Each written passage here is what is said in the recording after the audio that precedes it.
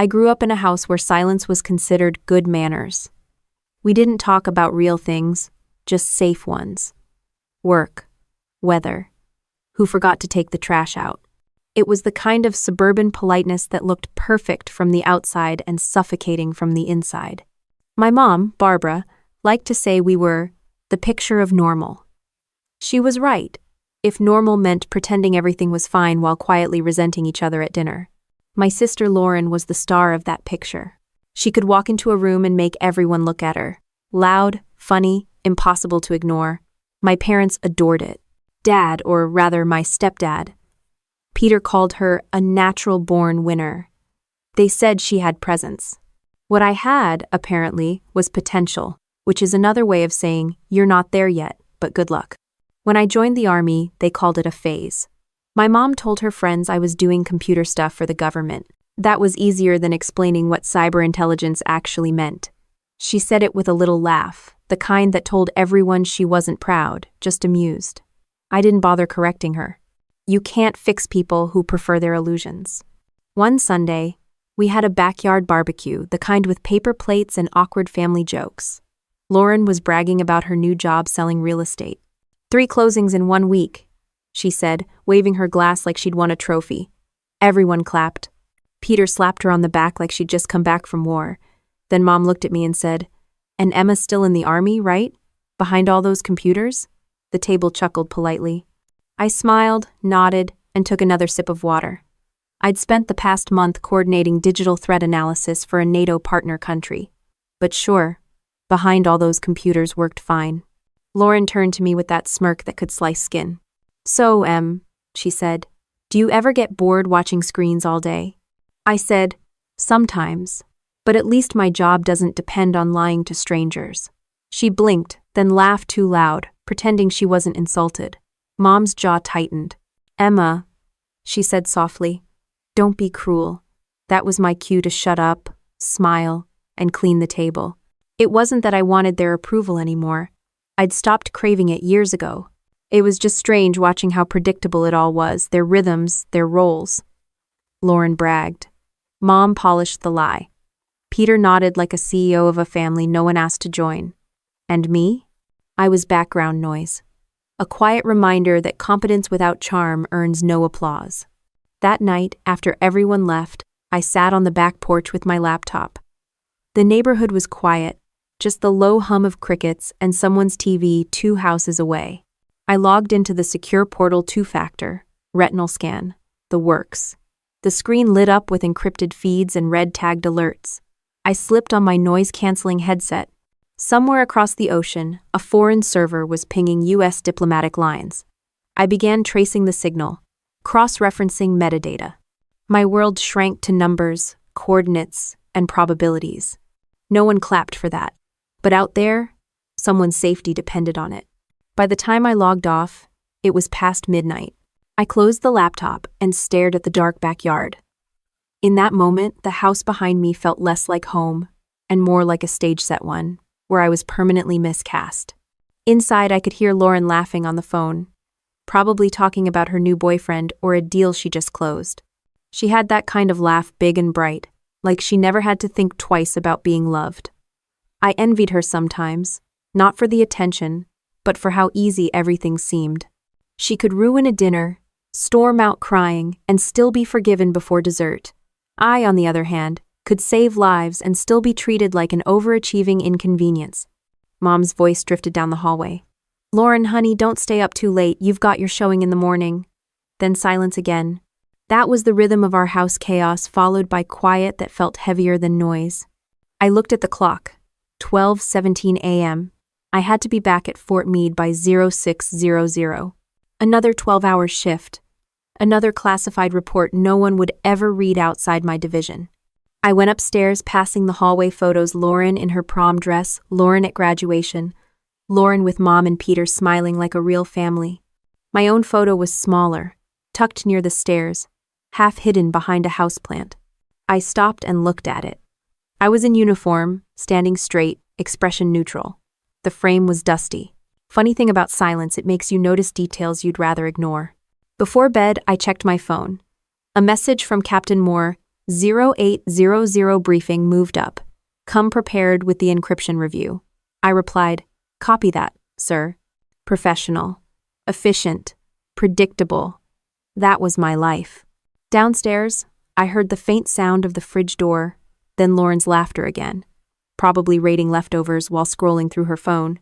She and I hadn't had a real conversation in months. The last time we tried, she told me I was too intense, that I talked like a robot. She said it like a joke, but the kind that leaves bruises. I brushed my teeth, set my alarm, and stared at the ceiling in the dark. My brain refused to rest. Every small sound in that house, it all had history. The creak of the hallway floorboard where I used to hide when they argued. The hum of the air conditioner that always kicked in just as someone was about to say something honest. The faint tick of the thermostat like a metronome counting down to the next performance. They thought I was cold because I didn't show emotion. What they didn't understand was that some people learn to freeze to survive. My eyelids grew heavy, but my mind stayed sharp. Patterns, timing, triggers. It's how I've always processed everything, even family. You look for the weak points, the moments when systems fail. The Caldwell family was its own kind of system. Unstable, self-congratulatory, and overdue for a crash. When it finally happened, no one would be able to say they didn't see it coming.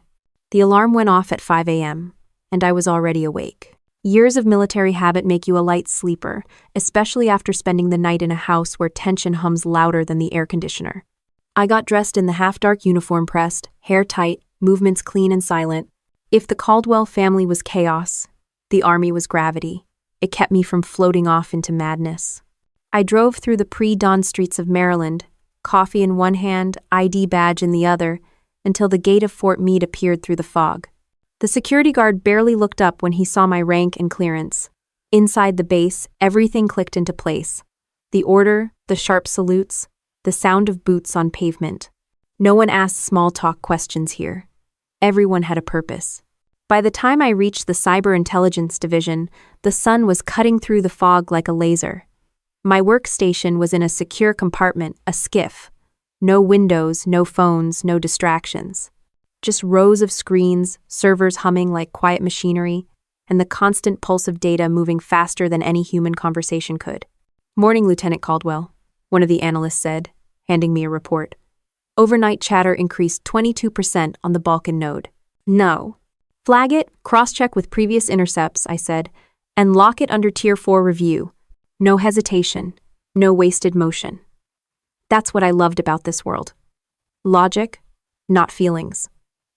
You don't have to prove your worth with charm. You prove it by being right. Captain Ryan Moore entered a few minutes later, tall, even-tempered, the kind of man who could stare down chaos with a coffee in hand. "Caldwell," he said, "brief me on last night's traffic." I stood at attention, laser-focused. "Sir, encryption patterns indicate coordinated movement between at least 3 servers tied to the same threat actor from last quarter. Probability of escalation, 78%. He nodded once. "That's solid work. Draft a preliminary for NSA liaison before 1100. That was the thing about Moore, he didn't hand out praise like candy. When he said, "solid work," you knew it meant something. For the next 6 hours, I lost myself in analysis decoding signals, mapping digital fingerprints, and tracking threat vectors that most civilians wouldn't believe existed.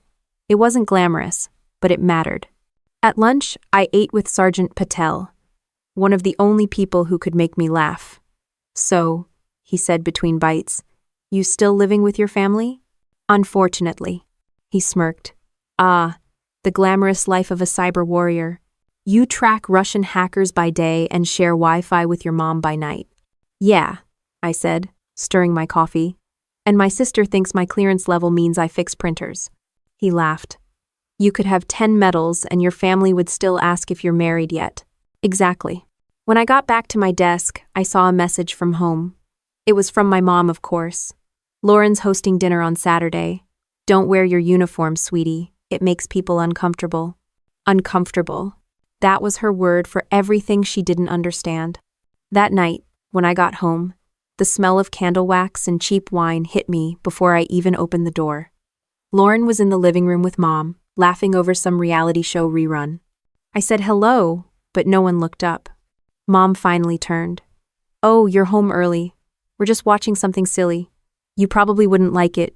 It's about relationships. Lauren smirked. Yeah, Em doesn't do relationships. She does spreadsheets. End of do.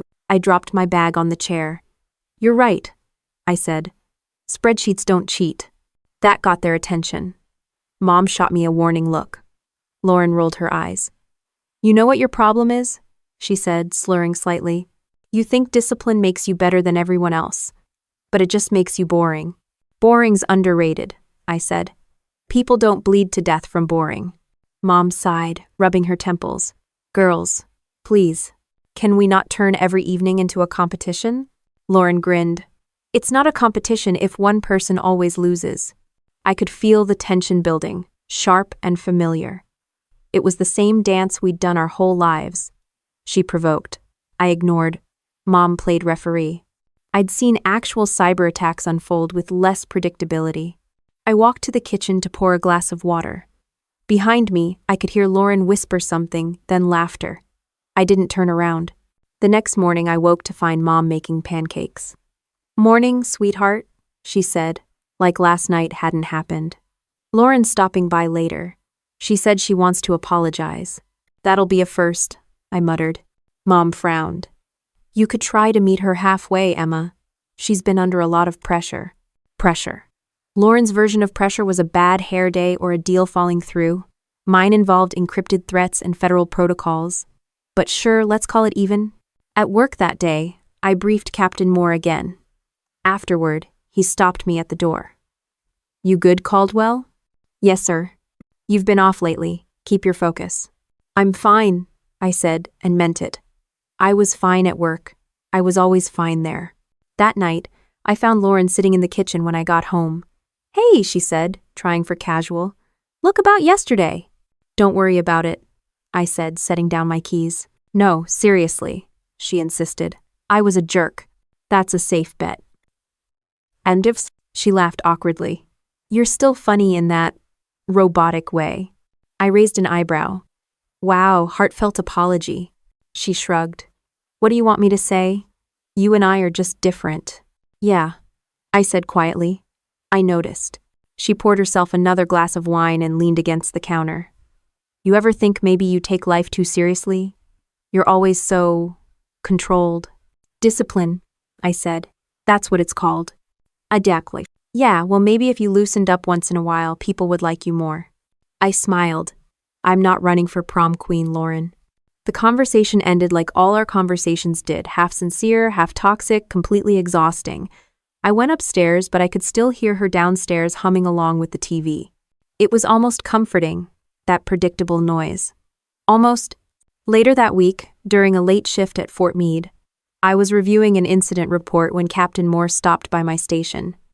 You heading home after this? Yes, sir. Don't stay too long there, he said.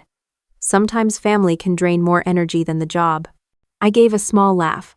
Sir, that's classified information. He chuckled. Carry on, Lieutenant. When I finally drove home, the neighborhood was dark.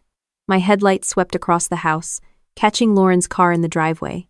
She'd been drinking again, judging by the half-empty bottles in the recycling bin. Inside, Mom was asleep on the couch with the TV still on. Lauren was in the kitchen, scrolling her phone, glass of wine in hand. Hey, she said without looking up.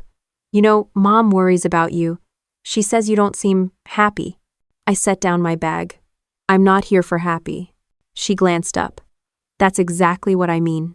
I grabbed a bottle of water from the fridge and turned to leave. You know what your problem is, Emma, she said suddenly. You think the world runs on rules, but it doesn't. It runs on people like me. I looked at her. Then maybe that's why it keeps breaking. She scoffed, shaking her head. You're impossible. Good, I said. That's my favorite quality. I went upstairs, closing my door behind me, and sat on the edge of the bed. The laughter downstairs faded into silence again. In that silence, I realized something I hadn't before.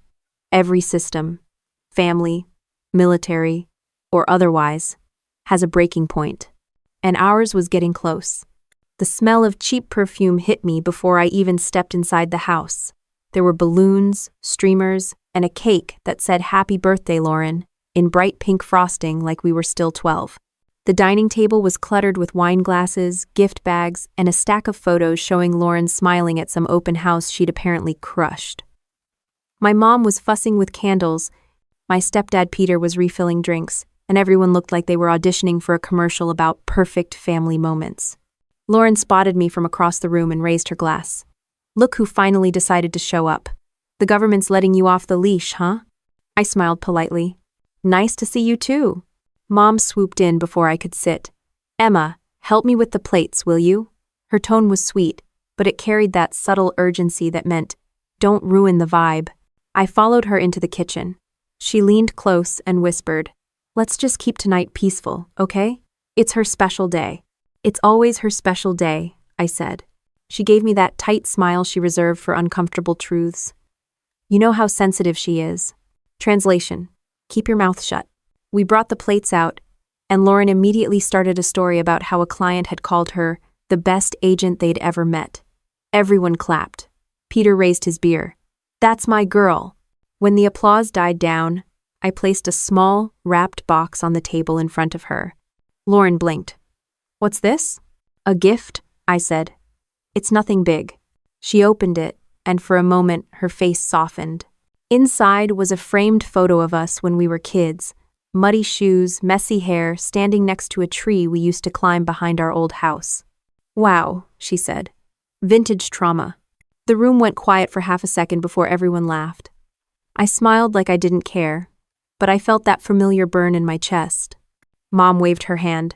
"Oh, Lauren, don't tease, it's sweet." Lauren raised her glass again. "To Emma, the sentimental one, always living in the past." Peter chuckled. "Well, at least she's consistent." The laughter started again, light and careless. I kept my eyes on my plate. I'd survived interrogation briefings with more empathy than this table. Dinner went on in the same predictable rhythm, Lauren talking, Mom praising, Peter nodding, and me trying not to grind my teeth into dust. When the cake came out, they started singing. I sang too, mostly out of habit. The candlelight flickered across their smiling faces, and for a brief second I wondered if I was the only person in that room who noticed how fake it all was. After dessert, Lauren poured herself another drink and turned the conversation toward me. "So, Em," she said, "you still doing that spy stuff?" I took a breath. "Cyber intelligence, not spying." She grinned. "Same difference, right? Sitting behind a screen, watching people's emails?" "Not exactly," I said. "It's about protecting national assets." Peter raised his brow. "National assets? Sounds fancy. But how dangerous can computers be?" I set my glass down. "Ask anyone who's had their embassy hacked." Lauren laughed. "Relax. We're just teasing. God, you're so serious all the time." Mom nodded. "She means well, honey. You could try to be a little lighter sometimes." "Right," I said. "Because that's what intelligence work is missing. Lightness." Peter sighed. "See? That tone right there. You always sound like you're giving a briefing." "I guess I'm just used to people taking things seriously." Lauren leaned forward, eyes sharp. "You mean people like you? Come on, Em. You're not that important." The room went still again. Even Mom looked uncomfortable. I smiled thinly. "You're right. I just prevent things that never make the news." Lauren's smile faltered for half a second. Then she laughed it off. "God, you always make everything sound so dramatic." "Oh, bet." Those words "so dramatic" hit harder than they should have. I'd heard them all my life. Every time I tried to explain my work, my choices, my perspective, it was their shorthand for "we don't believe you." Peter clapped his hands once. "All right, enough work talk. This is supposed to be fun." Lauren raised her glass again. "Fun? Now that's something Emma's allergic to." Everyone laughed again. I stood up, forcing a smile. "Excuse me." End of 4. In the kitchen, I leaned against the counter, the hum of the refrigerator louder than the voices in the other room. My pulse was steady, but my stomach was tight. I'd been trained to handle high-pressure scenarios, but nothing in military training prepares you for a family that treats you like a punchline. After a few minutes, Lauren followed me in. "Hey," she said, wobbling slightly in her heels. "Don't be mad. You know how we joke." I opened the fridge just to have something to do. "You joke, I tolerate." She scoffed. Oh, please, don't act like you're some martyr. You love being the quiet genius. Makes you feel superior. I love peace, I said. That's all. She moved closer. You think I don't see it? The way you look at me like I'm some shallow idiot. I don't think you're an idiot, I said. Just careless. Her eyes narrowed. At least people like me. I closed the fridge and looked at her. People tolerate you because you make noise. That's not the same as being liked. Her face twisted, and I saw at the raw, ugly envy she'd been hiding under all that laughter. She stepped closer, her voice dropping. You think that badge on your uniform makes you better? You think the army makes you special? I think it makes me responsible, I said. Lauren's lip curled. Responsible for what? Boring people to death? I turned to leave, but she grabbed my arm. Her nails dug into my sleeve. You can't keep looking down on me. Ash. Let go, Lauren. Say it, she hissed. Say you're not better than me. I stared at her hand gripping my arm, the tension in her wrist, the glassy look in her eyes. She was drunk enough to mean it. Lauren, I said quietly, let go before you regret it. She released me and stumbled back, laughing, trying to make it sound like a joke again. God, you're so intense.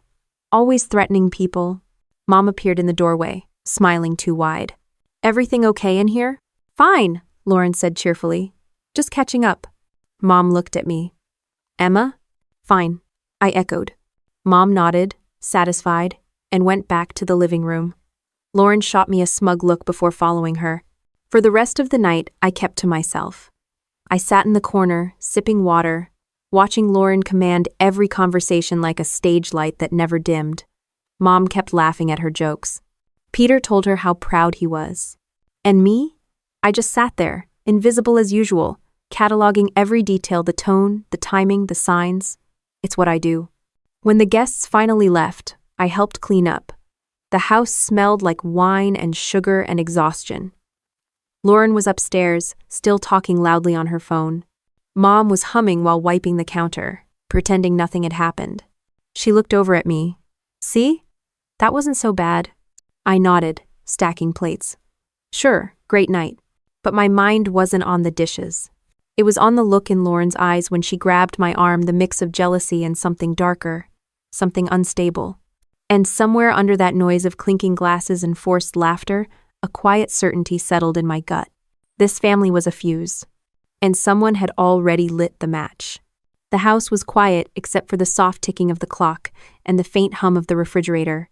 I was sitting in the kitchen, finishing a glass of water, trying to forget how fake the night had been.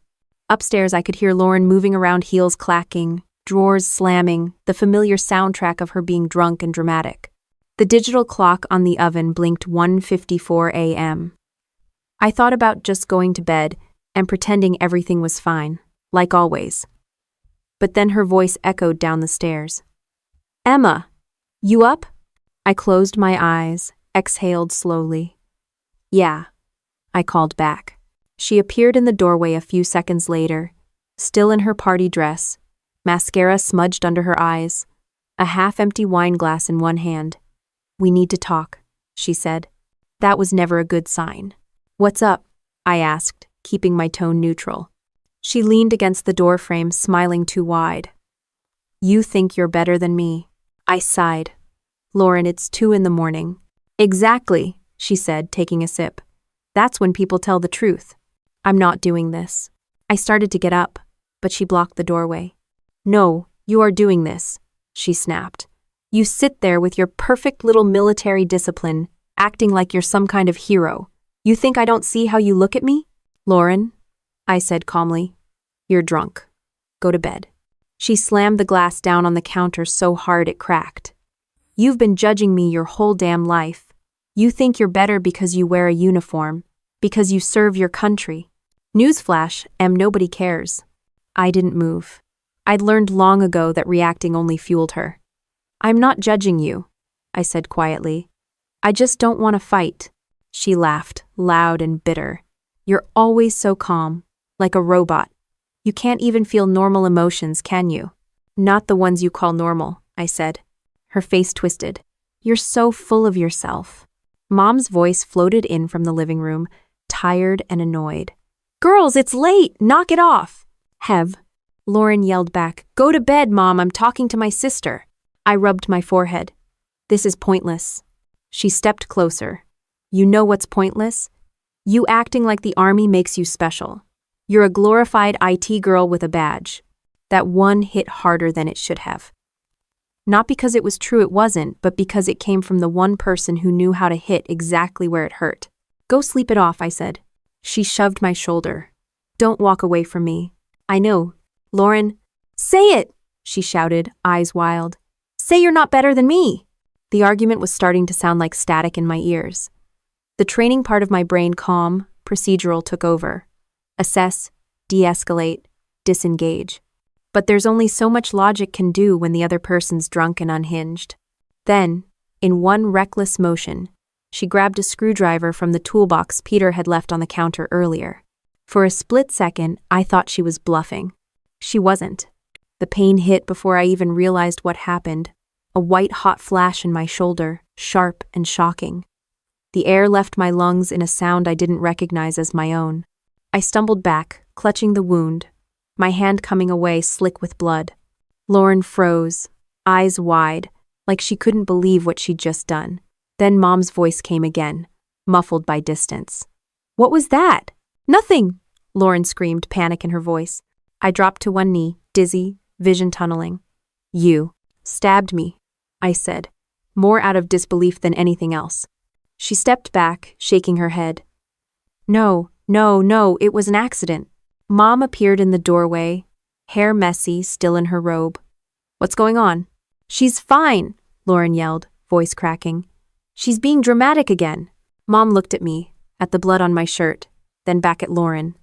"Lauren, what did you—" "It was an accident," Lauren repeated, tears streaming now. Peter appeared behind them, half asleep.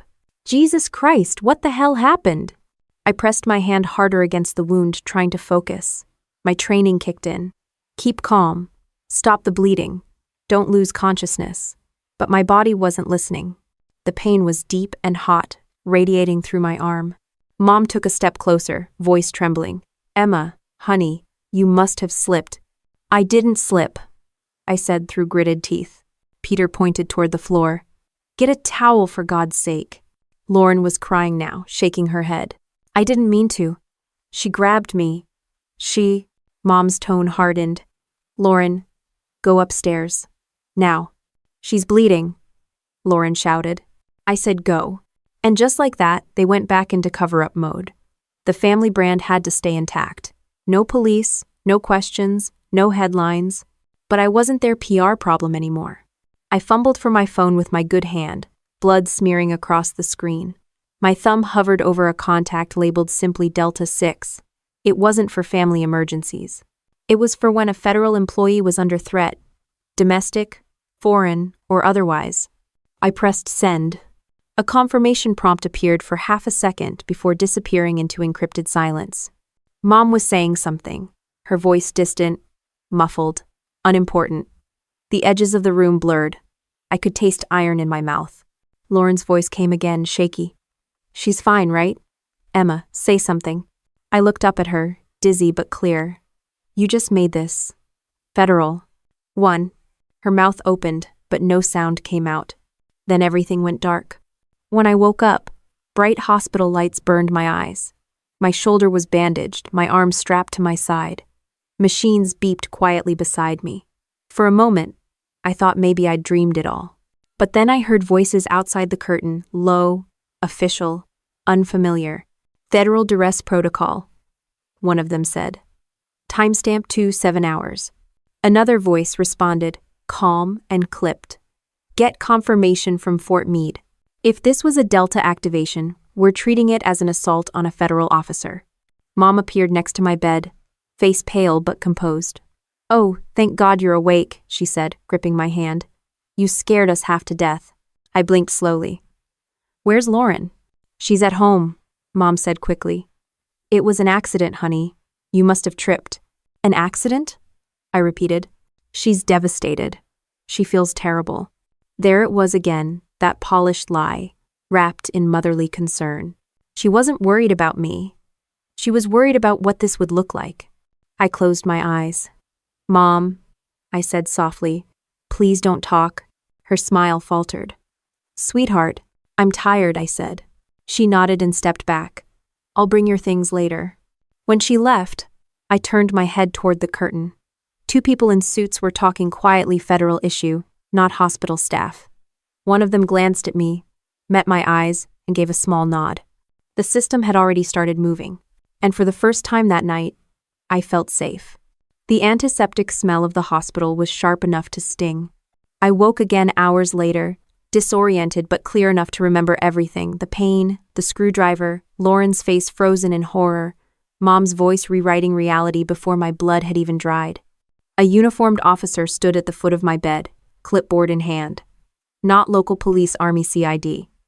The Criminal Investigation Division doesn't show up for domestic misunderstandings.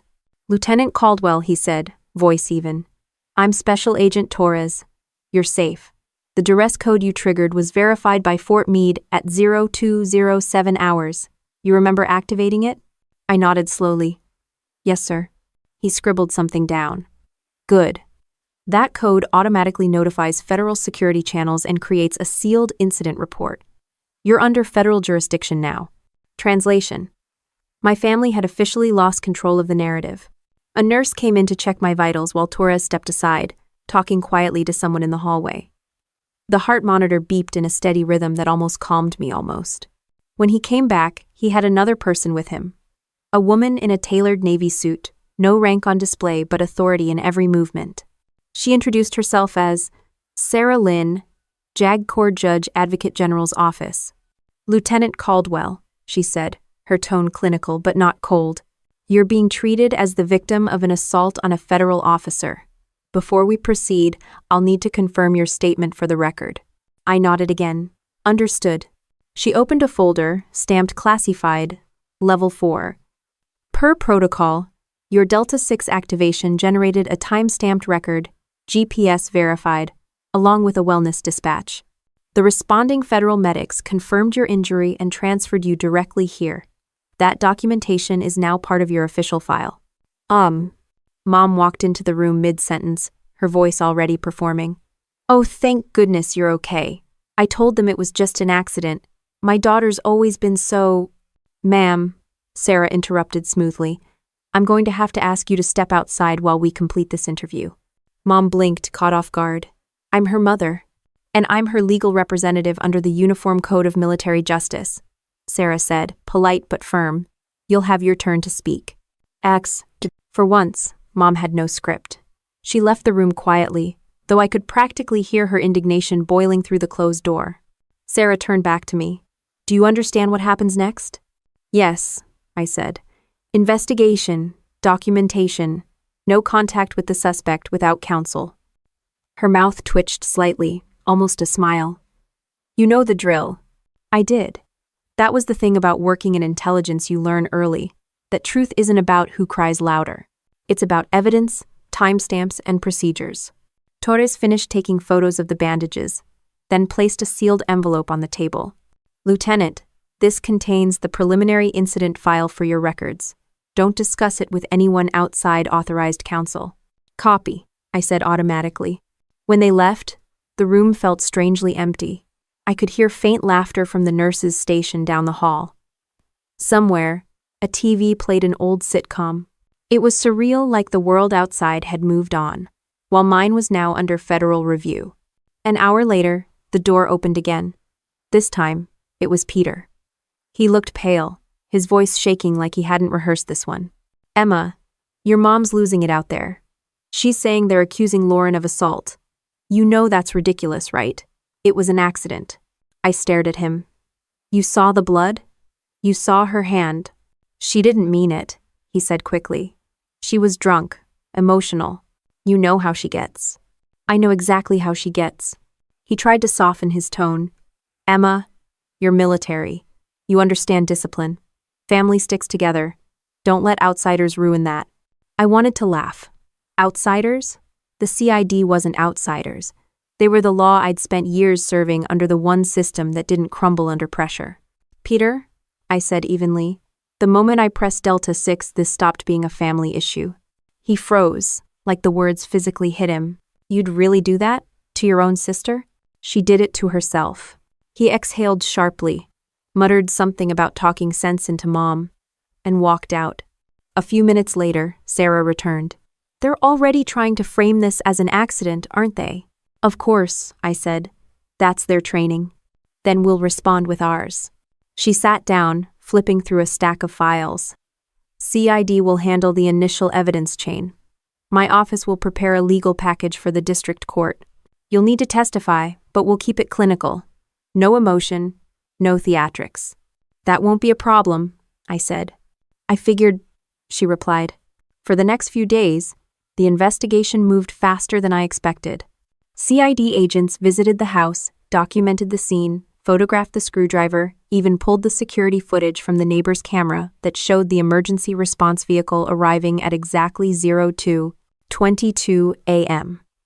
The timestamps matched my Delta activation to the second. Meanwhile, my family scrambled to rewrite the story. Mom left me voicemails full of emotional gymnastics, how Lauren was so sorry, how we can't let this ruin the family, how the media will twist it. Lauren herself didn't call. Not once. Back at the hospital, a young soldier from my unit dropped off flowers. No note. Just a folded page with 4 words written neatly across the top. We got your back. It was the only message I believed. By the time I was discharged, the wound was healing cleanly, but the paperwork had only just begun. Sarah met me outside the hospital with a government vehicle and a folder labeled Sid Caldwell Case #47B. Officially, this is under federal review, she said as we got in. Unofficially, they're terrified of you. I raised an eyebrow. Because I pressed the code? Because you did everything by the book, she said. Most people panic. You didn't. You followed procedure like you were reading from a manual. They can't fight that. We drove in silence for a few minutes, past rows of identical brick houses and 2 green lawns. Sarah broke it. You know what happens next, right? I nodded. They'll hire a lawyer, probably local. Try to frame it as a misunderstanding. Exactly. They'll expect a family fight. They won't expect a federal one. I looked out the window, watching the streetlights blur. They still think I'm the quiet one. 9. Sarah smiled faintly. Then let's keep it that way. When we arrived at Fort Meade, Captain Moore was waiting in the lobby. He gave me that steady look of his, the kind that could read a situation in one glance. Lieutenant, he said, glad you're upright. Thank you, sir. He nodded towards Sarah. We've already received the incident report. It's airtight. Don't discuss it with anyone, not even off-duty personnel. Yes, sir. Line. He hesitated, then added, what you did triggering Delta, it saved your life. I know, I said quietly. Good, he said, turning to leave. Because from here on out, everything you do will matter twice as much. That night, back in my quarters, I sat on the edge of my bed, staring at the bandage peeking through my uniform. The pain was dull now, more of a memory than a wound. On the table beside me sat the sealed envelope from CID, stamped with the federal crest. I didn't open it. I didn't have to. I already knew what it contained. The truth, verified, time-stamped, and untouchable. For the first time in years, the silence didn't feel like suffocation. It felt like control. By the end of that week, it was clear this wasn't just a family crisis anymore. It was a war being fought on 2 fronts, one emotional, one procedural. My family had chosen their side, and I had chosen mine. Lauren didn't call. Instead, her lawyer did. A man named Richard Grant, whose voice sounded like it belonged in a daytime commercial about fighting for justice. He introduced himself as family counsel. That was my first red flag. Lieutenant Caldwell, he said over the phone, we understand there's been some confusion. Lauren's very distraught. She insists this was an accident. Then she should tell that to CID, I said flatly.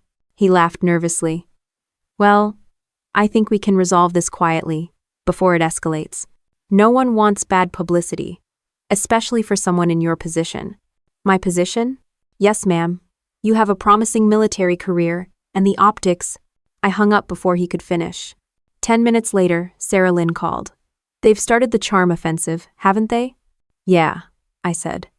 They sent a lawyer who probably advertises on bus benches. Sarah chuckled. Let them talk. Everything they say just adds to the record. Do we respond? No need. We already have the facts. And she was right. The CID report was bulletproof timestamps, GPS data, blood evidence, even the metadata from my Delta-6 activation. But families like mine don't understand evidence. They understand control. That weekend, I went back to the house once escorted by an officer, strictly to collect personal belongings. The place looked the same, but it felt smaller, like the walls were closing in. Mom greeted me at the door with her best impression of warmth. "Oh, sweetheart, thank God you're here. We've all been so worried." I stepped inside, scanning the living room. Lauren wasn't there. "Where is she?" "Resting," Mom said. "She's been through a lot." "So have I said. Her lips tightened. "You know she didn't mean to hurt you." "She stabbed me, Mom." "That's not an accident." "She was emotional," she said quickly. "You know how passionate she can get. And you can be so cold sometimes. People misunderstand." "People like you?" I asked. She blinked. "That's not fair. Neither was the screwdriver." Her voice softened, taking on that pleading tone she used when she knew she was losing control. "Emma, please. Don't let them drag this through court. We can handle it as a family." I looked at her, really looked at the woman who had taught me to stay quiet, to make peace no matter the cost. The same woman who was now asking me to betray everything I'd worked for just to keep appearances.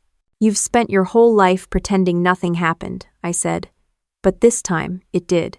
She didn't reply. I went upstairs, grabbed my duffel, and left without another word.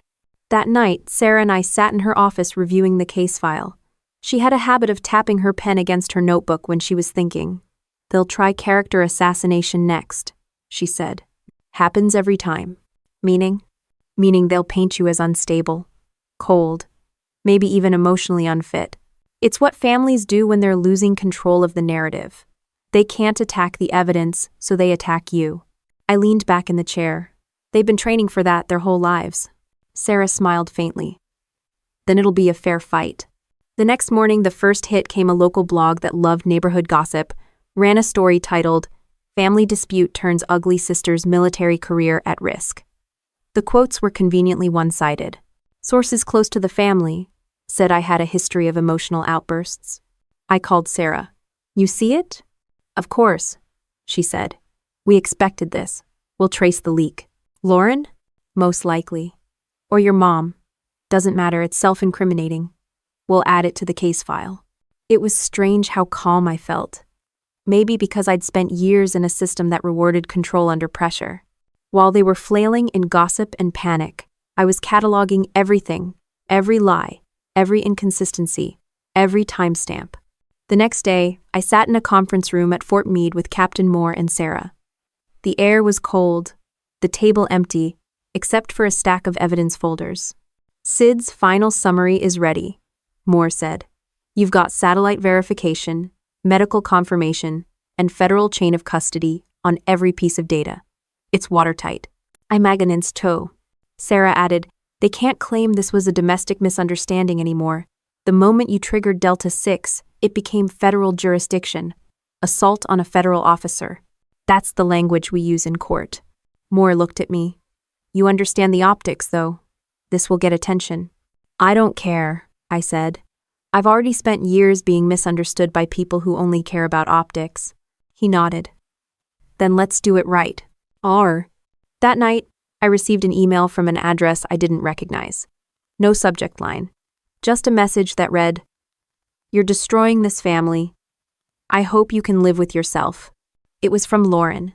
I didn't reply. I forwarded it straight to Sarah, who responded 5 minutes later, "Documented, don't engage." The next morning, I found out Mom had been calling distant relatives, telling them I was making up stories for attention. I imagined her sitting at the kitchen table, voice trembling just enough to sound believable, perfecting her victim act. It was almost impressive how easily they could rewrite reality. But the difference this time was that I had the receipts. When CID requested additional statements, I gave mine in exact detail: time, lighting, position, tone, not one word emotional. Every statement was verifiable, precise. The investigator later told Sarah, "Her testimony reads like an operations log." "Good," Sarah said. "That's exactly what we want." Over the next few days, I watched my family's defense strategy unfold like a bad play. Lauren's lawyer filed a motion to dismiss based on family reconciliation potential. He attached character letters all from family friends who hadn't spoken to me in years. One of them wrote, "Emma's always been distant. She never fit in." Sarah slid the document across the table. "They think that hurts you," she said. "But it does the opposite. It establishes motive, jealousy, resentment, long-term hostility. It's a gift." I smirked. "Guess they should have coordinated their lies better." She nodded. "We'll use every one of these against them." By the following week, the case had officially moved to pre-trial status. The courtroom date was set. The charges read clearly: assault on a federal officer, felony level 2. I sat in Sarah's office as she reviewed the final draft of our brief. "Once this goes on record, it's not coming off," she said. "Are you ready for that?" I thought about it for a long moment. "I've been ready since the night they laughed." She looked up, studying my expression. "You really don't hate them, do you?" "No," I said simply. "I just stopped needing them." That night, I drove back to my apartment outside the base. The streets were empty, quiet. I parked, turned off the engine, and just sat there for a while, staring at my reflection in the rearview mirror. There was a faint scar under the edge of the bandage now. It would fade eventually, but not completely. And maybe that was fine.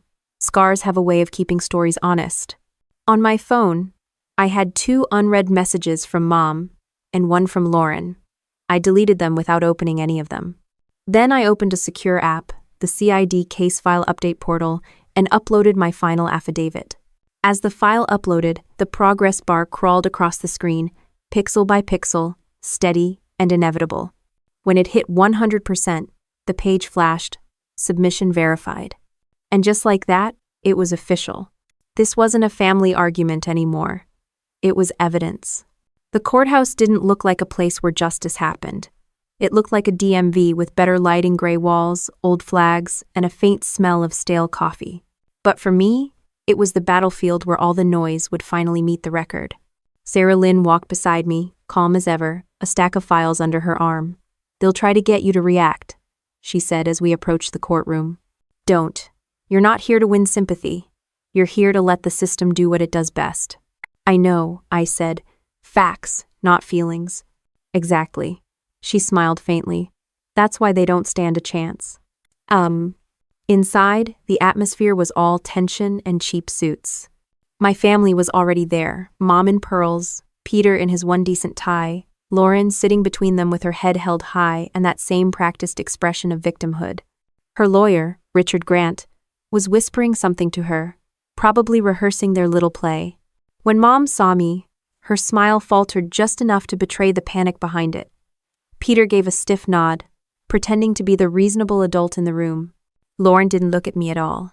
Sarah and I took our seats at the plaintiff's table. The hum of side chatter filled the room, like everyone was waiting for someone to explode first. The bailiff called the court to order. The judge entered gray hair, sharp eyes, and the kind of expression that said he'd seen every brand of family disaster imaginable.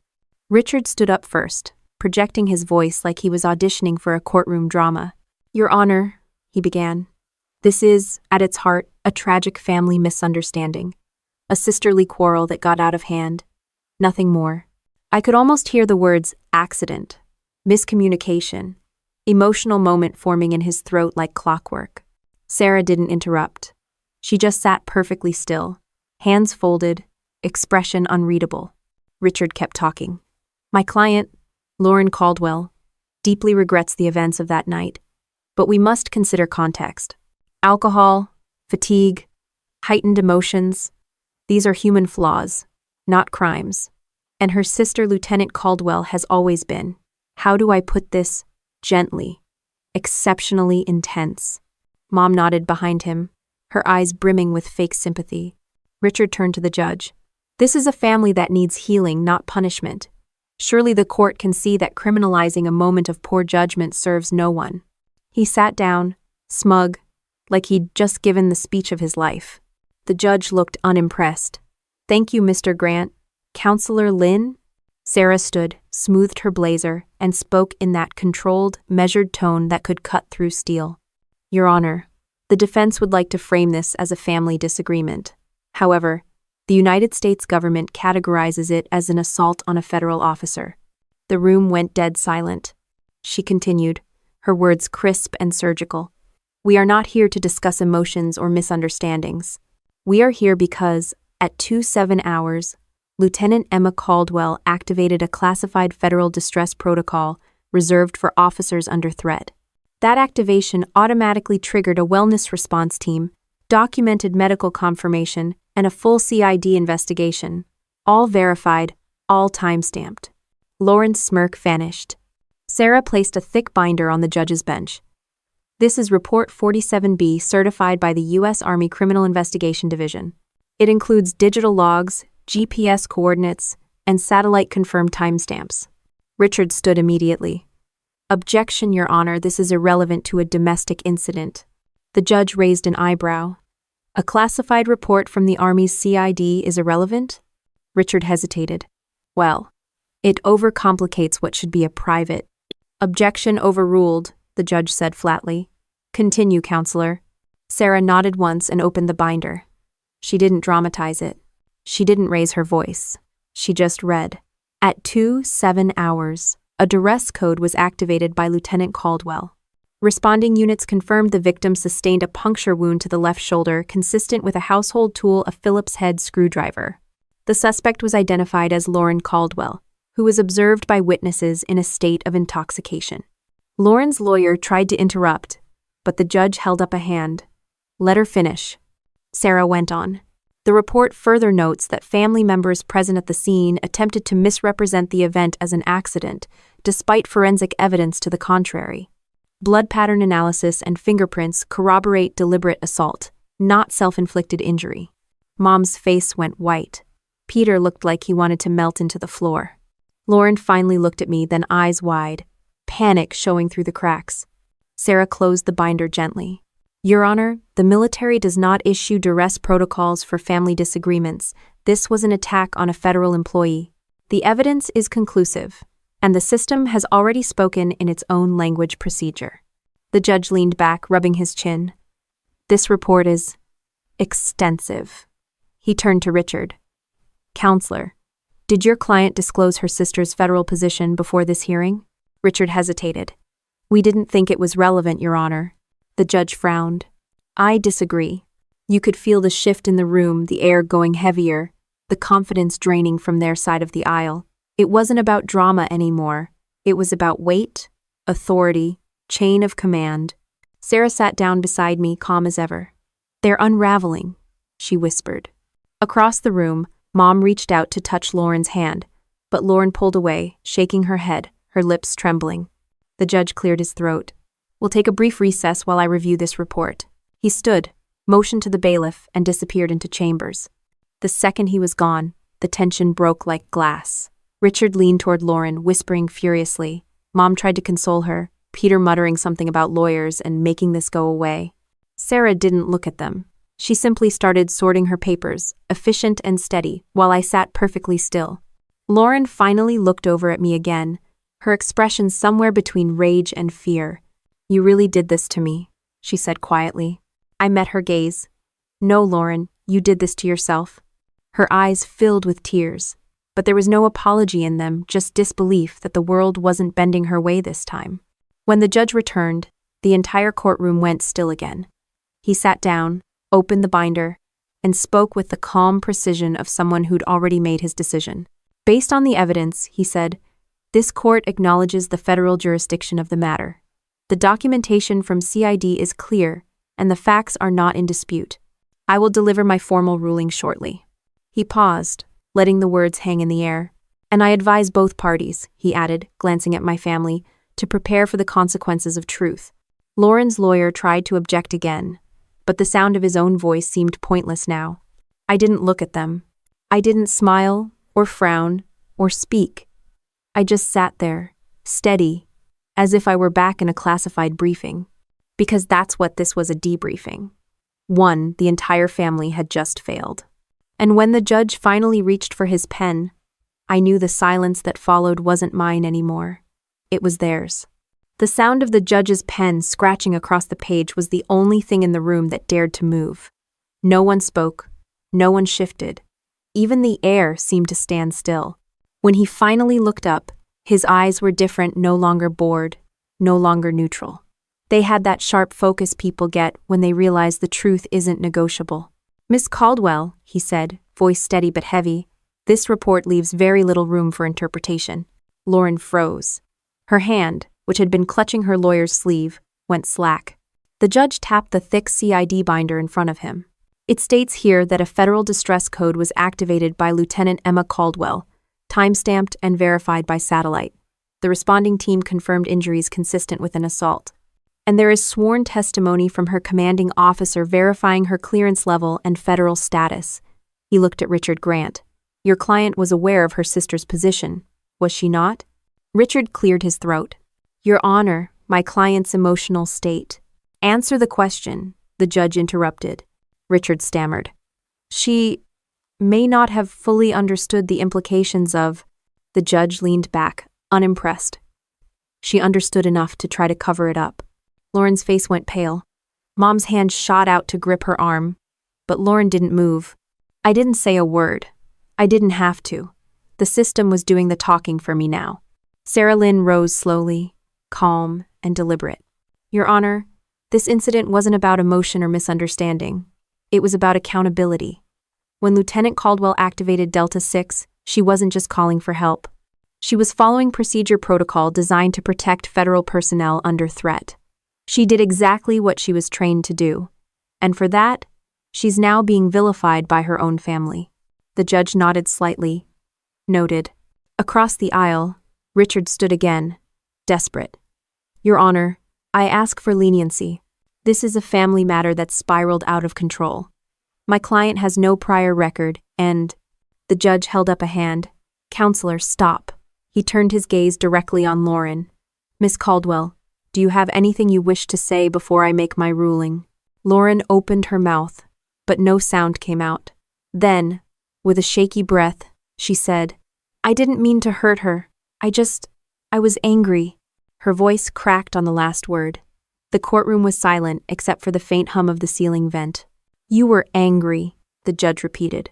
"So you picked up a weapon and stabbed a federal officer in the shoulder. Then you lied about it. And your parents assisted in that lie." Mom's head jerked up. "That's not true." The judge's voice cut through her protest like a blade. "Sit down, Mrs. Caldwell." The words hit harder than any yell could. Mom sank back, her face drained of color. The judge continued. "This court recognizes that family dynamics can be complex, but complexity is not an excuse for criminal behavior. The law is not suspended because people share DNA." He paused, flipping through the last few pages of the report. The evidence submitted by the U.S. Army Criminal Investigation Division, corroborated by the JAG's office, and supported by federal timestamp verification, is clear and conclusive. Therefore, he set the report down and looked directly at Lauren. "This court finds sufficient grounds for formal referral to the District Attorney's Office for prosecution under felony assault on a federal officer." Richard tried to speak again, but the judge's glare silenced him. "Additionally," the judge went on, "a permanent restraining order is hereby issued. Miss Lauren Caldwell is to have no contact, direct or indirect, with Lieutenant Emma Caldwell." The pen dropped onto the desk with a soft click. The sound felt final. The bailiff moved toward Lauren's table. She turned to her lawyer, her eyes wide, panic rising. "Wait, what does that mean? They can't—" Richard whispered something, his face gray. The judge stood, gathering his papers. "Court is adjourned." The gavel came down once, clean and sharp. The noise seemed to echo longer than it should have. Lauren was shaking her head, whispering, "No, no, no," over and over. Mom tried to reach her again, but Sarah stepped forward, blocking her path. "The order is in effect," she said firmly. Mom looked at her like she'd been struck. "She's her sister." "She's a federal officer," Sarah replied. I stood up, my legs steady, my shoulders stiff but strong. Lauren's eyes found mine again, glassy and frantic. "Emma, say something. Tell them you don't want this." I met her stare. "It's not about what I want." Peter muttered something about appealing, but his voice broke halfway through. Sarah gathered our files, nodding toward the exit. "Let's go." As we walked out, I caught fragments of noise behind me, Mom crying softly, Lauren's lawyer begging her to calm down, the rustle of papers as reality caught up to them. Outside, the courthouse lobby was almost empty. 2 federal marshals were standing near the doors, quiet, composed, the embodiment of the system that had just dismantled my family's illusion of control. Captain Moore was there too, arms crossed, expression unreadable. When he saw me, he gave a small nod. "Lieutenant?" "Sir." "Report received," he said. "You handled it well." "Just following protocol," I replied. "That's what makes you good at your job." He didn't say more. He didn't need to. Sarah checked her phone. CID just confirmed the case files transfer to the DA's office. They'll take it from here. You're officially done. Am I? I asked quietly. She looked at me, understanding the real question underneath. Legally, yes. Personally, probably not. Hend. We walked toward the exit together. The automatic doors slid open, flooding the hallway with daylight. Outside, the world looked exactly the same: cars. Passing, people hurrying, phones buzzing. Sarah stopped near the steps. "You did everything right, Emma. You followed every rule. The rest, what they think, how they spin it, that's their noise, not yours." I nodded. Noise never lasts. She smiled slightly. That's why silence wins. I glanced back once through the glass doors. I could still see them inside, Mom clutching her purse like a lifeline, Lauren staring into nothing, Peter rubbing his forehead like the numbers didn't add up. For a moment I felt nothing. No triumph, no sadness, just a calm that felt both foreign and familiar. Outside, Captain Moore was already walking toward his car. Before getting in, he turned back and said, "Caldwell." "Yes, sir?" He pointed to the courthouse behind me. "Remember that feeling? That's what it means when the system works." Then he left. I stood there for a while, the sound of the city dull in my ears, the scar under my uniform throbbing in rhythm with my heartbeat. The truth had done what emotion never could. And in that silence, justice didn't need to raise its voice. The heavy courthouse doors closed behind me with a low thud that felt like punctuation, the kind that ends not just a sentence but a chapter people pretended would never be written. The sound was final, but I didn't stop walking. The air outside was crisp, the kind of cold that wakes you up faster than caffeine. Sarah Lynn walked beside me, her folder tucked neatly under her arm, her posture perfectly straight, like the verdict had been a normal Tuesday. Maybe for her, it was. For me, it was the first time silence ever felt fair. We reached the curb. A black sedan pulled up, government plates, spotless. A marshal opened the door for me, but Sarah shook her head. "She'll take it from here," she said. "You don't need a guard anymore." "Feels strange," I said. She smiled lightly. That's what freedom is supposed to feel like. Strange. Before I could respond, a familiar voice cut through the parking lot noise. "Emma!" Mom's voice. She was running toward me, heels clacking against the concrete, mascara streaked, face caught somewhere between panic and guilt. Peter followed, slower, saying something useless like, "Barbara, don't." "Lina." Sarah took one step forward, intercepting her like a wall of calm authority. "That's close enough, ma'am. There's a restraining order in effect." Mom stopped just a few feet away, breathing hard. "Please. I just need to talk to her. She's my daughter." Sarah didn't flinch. "You've had months to talk. You chose not to." "I didn't know it would go this far," Mom said, voice cracking. "We thought." "That's the problem," Sarah said quietly. "You thought." She followed protocol. "And," Mom looked at me, her hands trembling. "Emma, please. Tell them I'm not the enemy." I didn't answer. There was nothing to say that hadn't already been said under oath. She tried again, her voice smaller now. "I just want to understand how we got here." I looked at her, at the woman who raised me to smile through humiliation, who thought discipline was cold and silence was cruelty. And for the first time, I realized she wasn't my enemy either. She was just a civilian in a world built on denial. "You didn't get here," I said finally. "You stayed where you've always been." She blinked, confused. "What does that mean?" "It means I stopped meeting you halfway." Sarah's voice cut through the tension like a clean incision. "Time to go, Lieutenant." Mom started crying then, not loudly, just that defeated kind of sob where every sound is an apology too late. Peter put a hand on her shoulder, but she shrugged him off. I turned, got in the car, and didn't look back. The ride to the base was quiet. The driver didn't talk. I didn't either. My shoulder ached in dull rhythm with the hum of the tires. I stared out the window as buildings blurred by coffee shops, billboards, families walking their dogs. The world was back to normal. I just wasn't part of their version of it anymore. When I reached Fort Meade, Captain Moore was waiting near the entrance. He didn't say congratulations or condolences. He just handed me a file. "Transfer orders," he said. "Effective next week. Where to?" "Same division, new post. You'll be overseeing a training unit. It's a good step." I opened the folder, skimmed the first page. Promotion to captain. It was signed 2 days earlier before the verdict had even dropped. The system had moved faster than emotion again. "Thank you, sir," I said. He nodded. "You earned it." We walked inside.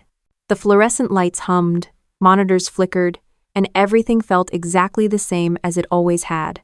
Except now, when people saw me, they didn't look away out of politeness. They looked with respect. Quiet, professional, earned respect. In the operations wing, I passed a few younger analysts joking over coffee.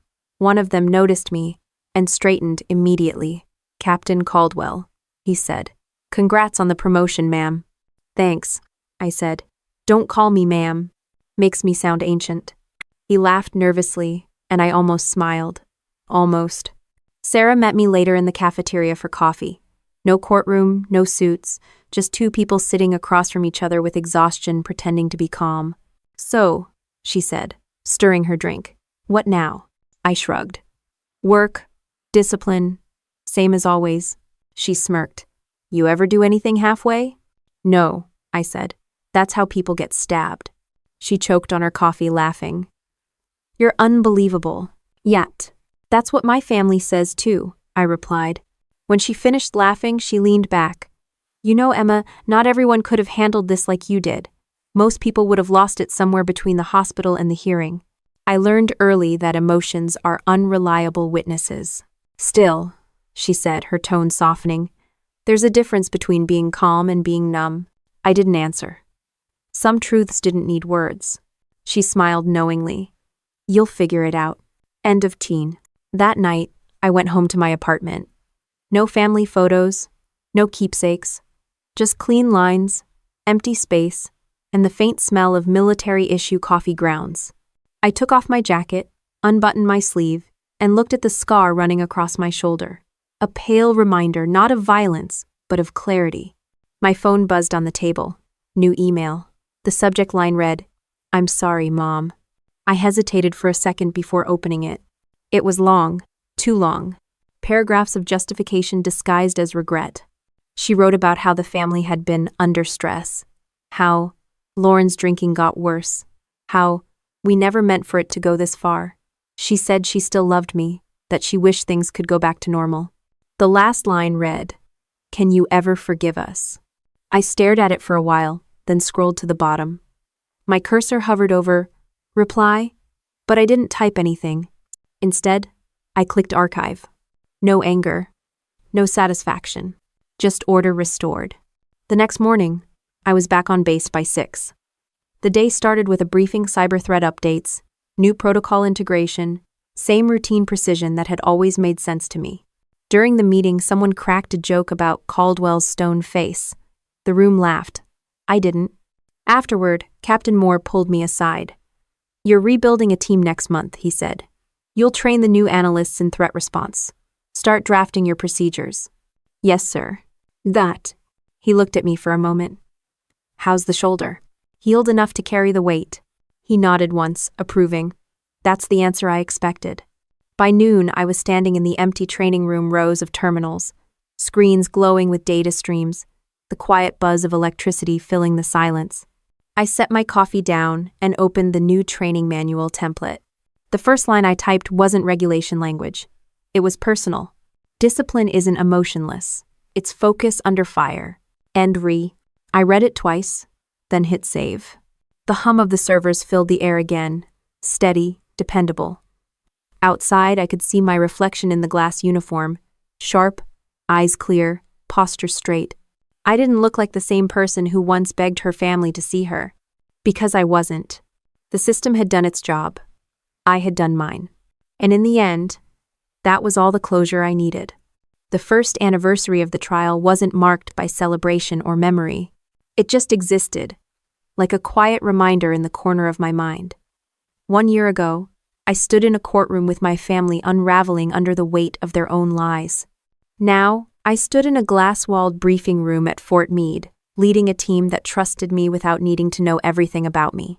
The plaque on the door said Captain Emma Caldwell, Threat Analysis Unit. Simple, unpretentious, and precise, just how I liked it. Inside, 6 analysts sat around a digital map pulsing with red and blue indicators. One of them, Jenkins, was presenting an encrypted data model that predicted cyber infiltration attempts from an unknown node cluster. He was nervous, talking too fast.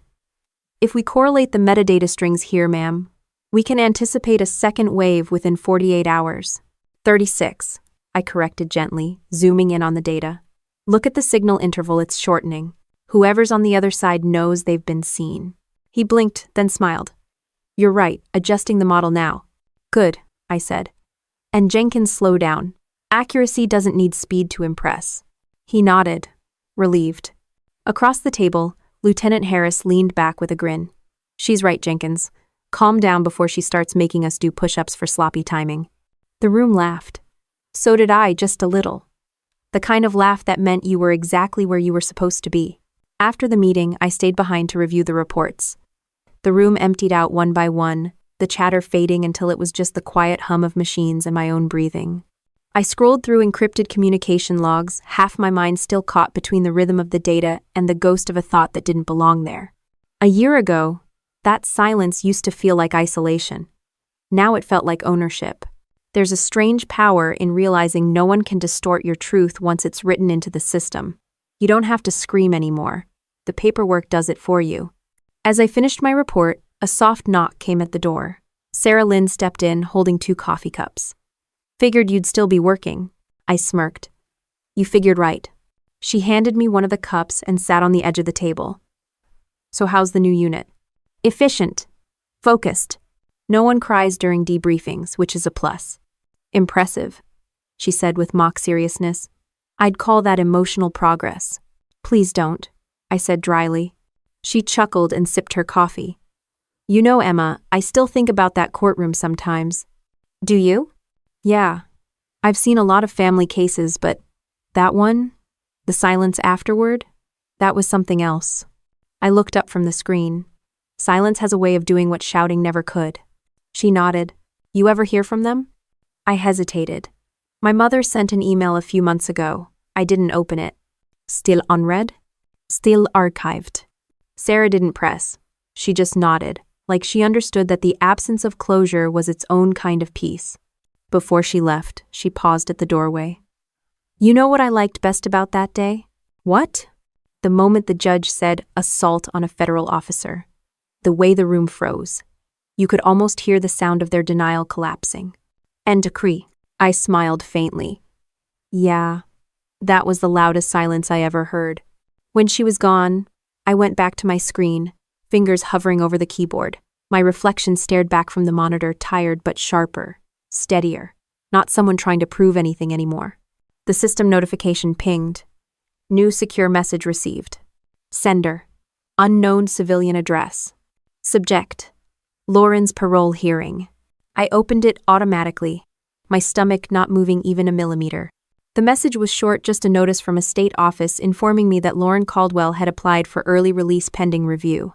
I was listed as the primary victim contact. Below the formal language was a checkbox. Attend hearing. Décline attendance. I stared at it for a long time. Then, without hesitation, I checked. Decline. The cursor blinked on the screen like a heartbeat. Then it disappeared as I hit submit. Some fight don't need revisiting. Some victories stay clean only when you walk away. Later that evening, I went home to an apartment that still looked like it belonged to someone in transit. Minimal furniture, a few framed commendations, one half-dead plant on the windowsill. I dropped my jacket over the chair and sat by the window with a cup of instant coffee. Outside, A storm was rolling and dark clouds creeping across the sky, lightning flickering behind them like distant flashes from another world. The weather report said it would pass by morning.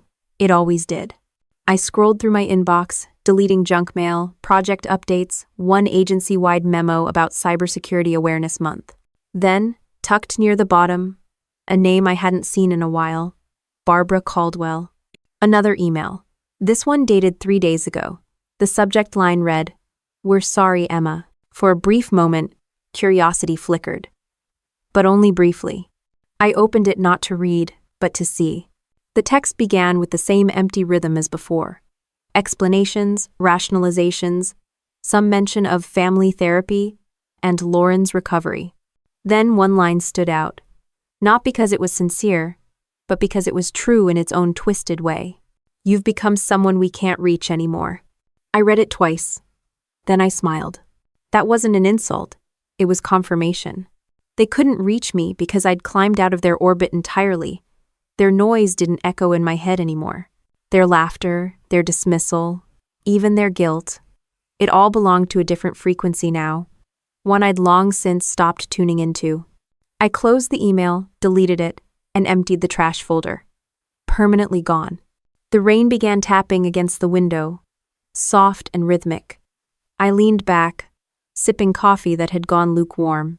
On the wall across from me hung the only personal thing I kept, a framed commendation signed by the Director of Intelligence Operations. It wasn't about rank or recognition. It was about one line at the bottom, handwritten in blue ink. "Discipline is the quietest form of revenge." I'd never known who wrote it. Maybe Moore, maybe Sarah, maybe someone in the office who understood that justice doesn't always come with applause. The next morning came early, like it always did. I was back in uniform, boots laced tight, hair pulled back, the scar on my shoulder barely visible beneath the collar. In the mirror, I didn't see a survivor or a victim, just a soldier who'd followed protocol all the way to peace. At the briefing, Jenkins was already waiting with new data. Harris handed me a printout and said, "You know, Captain, your calm under pressure scares the hell out of us sometimes." "Good," I said. "Means it's working." They laughed. The kind of laughter that carried no malice, only respect. The rest of the day unfolded like clockwork, clean, efficient, unremarkable. But somewhere between the hum of monitors and the click of keyboards, I realized that this, right here, was the real ending. Not the trial, not the verdict, not the silence that followed. It was the fact that life kept going and I was in control of it. When the workday ended, I turned off my screen, straightened my jacket, and walked out of the building. The sun had come out after the storm. The air was sharp and clear, carrying that electric scent of rain hitting hot concrete. I didn't think about Lauren. I didn't think about my parents. I didn't even think about the courtroom. I thought about the future, structured, disciplined, quiet. The kind of quiet that didn't hide pain anymore. The kind that meant peace. And that was enough.